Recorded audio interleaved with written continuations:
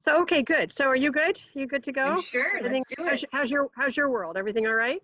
You know, Mondays are always wild, but there are no weekends on the campaign trail. So the days, they just flow into each other. I have no idea. Sometimes on Thursday afternoons, I feel like I get a minute to breathe and then we're right back in it. So we're fine. 2 weeks until ballots drop. Yeah, it's all just rocketing forward. It's kind of crazy. It's bananas. I don't even know how we're managing as a society, but we're going to get there. Got to keep upbeat, stay optimistic. There you go. Okay, so let me just ask you to it's almost like same as the primary in terms of the issues, concerns, those kinds of things. I mean, starting off with the homeless situation. You know, we've seen just, you know, the number of tents proliferate in the past few months. Where are you on this issue? In other words, nobody wants to see anybody having to live on a street corner. Right. You know, in downtown under those conditions, no matter what. So what do you see as a fairly immediate answer to get people shelter, whether it be temporary shelter or permanent shelter, but something sooner rather than later, so many of these people will have a safer place to be as the weather changes? Yeah, this is such a great question. And I think it really demonstrates the big distinction between me and my opponent right now, which is this is something I've long called for, even prior to COVID, which is the establishment of temporary intentional villages as transitional shelter in a time of crisis. Prior to COVID, we were in a housing state of emergency, and that qualifies as a crisis. And so things similar to what we have set up under the Hawthorne Bridge, we could have in neighborhoods all across the city. And the way that you pay for them is by stopping throwing good money after bad on things that are wasteful. You know, we saw in 2017 that over half of the arrests of people by the Portland Police Bureau were of folks with this housing status of unhoused. And what does that mean if we actually invest those resources instead in helping folks? Again, $5 million annually to sweeping the homeless. Well, instead of displacing them from one end of the block to the other, let's invest in sites where they can have access to hygiene, peer support and mental health care, addiction support, kitchens and sanitation, and even a bit of protection from the elements. I've worked with community members on these before. Today, we released a slate of endorsements of people who are working on civil and human rights from that front, especially. So I hope folks will take a look at that. But really, there are humane, community-based solutions we could be deploying right now, but we need leadership that believes they're possible. What do you do about pushback from neighborhoods, from businesses in an area where essentially a tent camp, an organized camp, would be sited? Here's where, as Portlanders, we all need to step up. You know, my neighborhood, Mount Scott, Arleta, my neighbors in Lentz and Brentwood, Darlington, and Foster Powell, we have welcomed shelters to our neighborhood because we know that the alternative is people sleeping on the streets. And this is where leadership matters. In my neighborhood, I've been able to say when policies come up and the question is whether we should allow affordable multifamily housing in our neighborhood, we say, yes, please. When the city promotes a shelter here, we come together and we try to find a way to make it happen. I want every single neighborhood in Portland to be stepping up to the plate right now. This isn't someone else's problem. This is all of our problem. And so we should be working with our faith-based organizations, our nonprofit organizations, local governments at every level to say, can we find sites for these? Can we partner to administer them? We are looking at potentially the worst winter in 100 years from a public health perspective. We need to treat this with the requisite urgency and making sure that we're coming together to help everyone through it. Moving to another area that's obviously a big concern is the nightly protest violence that we've seen. What do you see as the answer to find some middle ground where people who want to be out and protest and have their voice heard are often drowned out by the violent participants night after night? I mean, how do you see an end to that, you know, the violent part? This is where it's so important to have a leadership that's listening to people on all sides. The response to protests about police brutality cannot be increased police brutality. That only gets you more protests. So we need to stop that cycle immediately. What I laid out this past Saturday in my 10-point plan to deal with the protests on our street would have been a very good start. We need to make sure that we're addressing the elephant in the room, which is the police murder of Black Portlanders that stretches back for decades. Until our leaders come to the table with clear responses to the crisis, I do not believe that the protests will end, nor should they. We further are underneath this DOJ settlement, which it was looking like we were getting close to resolving, and who knows now? This is not just jeopardizing the safety of everyone in our streets by our mayor's inability to deal with this. This is unsettling our ability to effectively make good on our promises to which we're accountable to other levels of government and to the people of this city. And so it's going to be structural change, clear leadership, a community process that's citywide, engaged objectively, potentially not through the police bureau at all, but say Office of Civic Life in partnership with Equity and Human Rights and the mayor's office and all of the commissioners on a page to get Portlanders working together toward a solution. We need unity right now. We need someone who has not lost the trust of the people. And unfortunately, the incumbent is just not in that position. How quickly do you see the coming together and results that would bring some of the unrest, again, specifically talking about the violence, you know, where businesses are destroyed, not, I mean, directly related to police buildings, but the community at large, that where the effect is on them as well? I'm not going to pit the Black Lives Matter movement against businesses, and those we should not be putting them oppositional. We know that a double majority of Portlanders think that Black Lives Matter and they want to support this movement.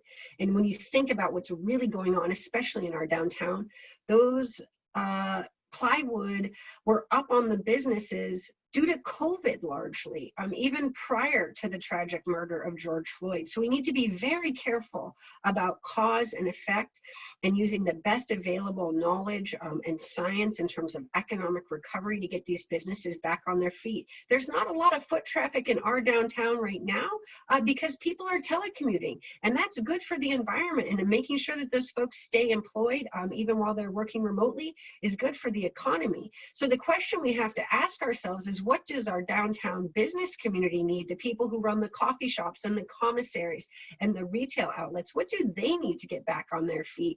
And are there ways that we can encourage things like pro-social and largely peaceful demonstrations in Pioneer Courthouse Square in the middle of the day with speakers and music, and making sure that vendors have an opportunity to open their doors and sell their goods? I actually tried to go buy a piece of clothing downtown the other afternoon, and the store was closed, and I couldn't believe it. And I thought, why are they closed? And when you have fear driving your decision making, that's why those stores stay closed. We need to make people feel safer by letting folks know that there's a good process underway.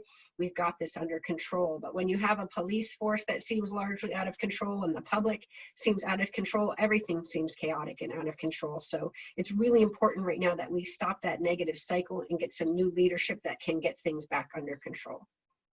With so many businesses that have closed down permanently, moved out of downtown because they just don't want to deal with what's been going on, how do you end up getting the downtown retail back in time, where for the holiday season, it's their big money-making season, it's make or break for them, and to be able to get people to come downtown again? I mean, how do you end up making that happen? I mean, listen, as someone whose family was directly affected by a small business closure due to COVID, I know how hard it is. And it's not just affecting our businesses in the core, it's affecting our retailers all over the city. And we have to be very careful to make sure that we're supporting them however we can. So as mayor, if I were mayor right now, I would say, hey, how about we get every Portlander to sign a pledge to buy locally? Like, do your Christmas shopping locally. You don't have to order off Amazon or Walmart.com. Like, let's find ways to build networks so that we're supporting local business. And how about, making sure you're visiting your neighborhood business district on Fridays and downtown on Saturdays, and really getting the community. Again, this is where that unified vision of how you build community power to solve your most pressing problems is essential.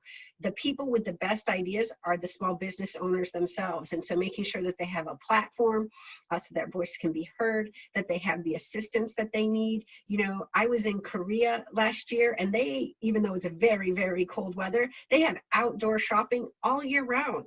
This is something that Portland could easily adopt. We're a place that loves farmers markets, and we could make that even more robust so that things like Saturday market were bigger and outside year round, and that we're finding ways for people to shop locally regardless of COVID and regardless of the season of the year, because we've got a ways to go before we get out of this COVID mess. And I think making sure that we're spending our dollars, every single precious dollar locally, is going to be so important. On the housing issue, once at some point the rent moratorium is up, there are going to be a lot of people who owe thousands and thousands of dollars in back rent who won't be able to pay realistically. You have landlords who have to pay mortgages. How do you deal with this? I mean, if you were mayor, I mean, what do you do at that point where people are facing evictions and the landlords at the same time need the dollars to be able to pay the mortgages? This is so critical, and we as Portlanders are bearing the brunt, but also Oregonians, of a federal government that's lacking in accountability, especially to the little guy. I mean, what we've seen is an absence of solutions at the highest levels of this country. But I think that what we can do, even though they've abdicated their responsibility to us in making sure that big stimulus dollars were going to these Wall Street banks. I mean, Goldman Sachs posted record-breaking profits in the middle of COVID, is that we need to be really clear. Who in Portland are the small landlords who are struggling? And please stand up. Let us know who you are so that we can prioritize you meeting your needs and help you keep your property afloat, while I'm not using our precious local dollars to subsidize things that are owned by Wall Street banks. And how can I make sure that renters are protected from eviction until this crisis ends? Can we get the stimulus directly to them that they need so that they can pay their landlords until the crisis ends?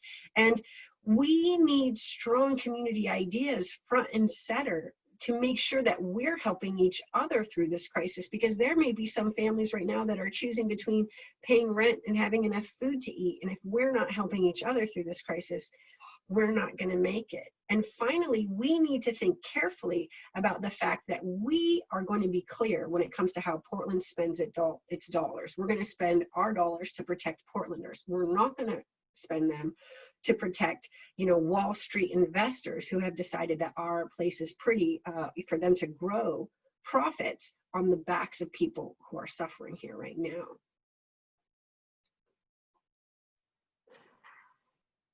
The mayor of Portland job right now is pretty thankless. It's a job that is under a lot of criticism, I think, regardless of who has that job, considering the challenges that the city is facing right now. Why do you want that job? In part, my neighbors and I are already doing that job. We know that the leadership right now is coming from the streets. When you look at the wildfires last week and how community mobilized to step up, that was me and my neighbors. When you look at how we're making sure our kids are getting through school and that our parents working from home while the kids are home, that's the neighbors who get that done. In Portland, this is a place that is driven by community. We believe in the power of community, and we know that community will be there for us when we need it. And so having a community powered mayor in the mayor's office, making sure that all of the resources of the city are helping community efforts, is going to be so important.